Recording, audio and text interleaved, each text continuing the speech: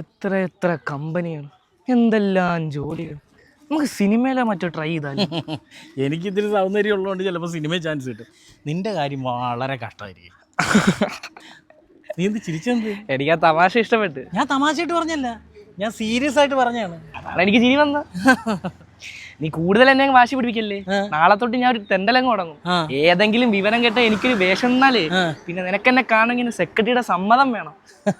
അങ്ങനെ എന്തെങ്കിലും സംഭവിച്ചാലേ ഞാൻ തൂങ്ങിച്ചാവും. എന്നാ നീ തൂങ്ങിച്ചാവ റെഡി ആയിക്കോ. ഇന്ന് മുതൽ ഞാൻ ശ്രമം തുടങ്ങും. എന്നാ പിന്നെ നീ നടന്നു. എത്ര പട്ടിണി കിടന്നാലും നിന്റെ സ്വഭാവം പഴയത് കണക്ക് തന്നെ. ഇന്നലെ രാത്രി വെട്ടി വിഴിഞ്ഞത് അവള് തന്ന അരിയ.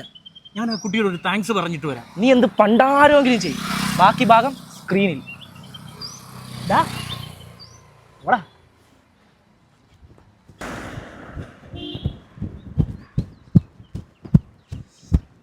കൂട്ടുകാരൻ എങ്ങോട്ടാ? കടയടയ്ക്കുന്നതിന് മുമ്പ് മണ്ണെണ്ണേരെയൊക്കെ വാങ്ങാൻ പറഞ്ഞില്ലേ? എനിക്കൊരു കാര്യം പറയാനുണ്ടായിരുന്നു. മുഖവുര വേണ്ട. അതെ അതെ, ഇത്രയും പരിചയമായ സ്ഥിതിക്ക് അതിൻ്റെ ആവശ്യമില്ല. പിന്നെ ഇവിടെ ഒരു ജോലി കിട്ടാൻ നമ്മൾ ഏത് വഴിക്ക് നീങ്ങണം? ആ വഴിക്ക്. കുട്ടി നല്ല തമാശക്കാരിയാണല്ലോ. ആദ്യം കണ്ടപ്പോൾ ഞാൻ ഇത്രയും പ്രതീക്ഷിച്ചില്ല. കണ്ട ഉടനെ തന്നെ എല്ലാ തമാശകളും പറഞ്ഞ് തീർക്കണ്ടെന്ന് കരുതിയ. അപ്പം ഞാൻ പറഞ്ഞ കാര്യം? എന്ത് കാര്യം?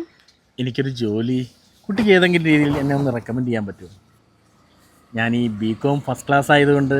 സത്യത്തിൽ നിങ്ങൾ കോളേജിൽ പഠിച്ചിട്ടുണ്ടോ?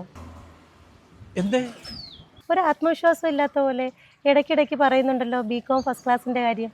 എൻ്റെ അച്ഛനാണ് സത്യം. ഞാൻ BCom ഫസ്റ്റ് ക്ലാസ് ആണ്.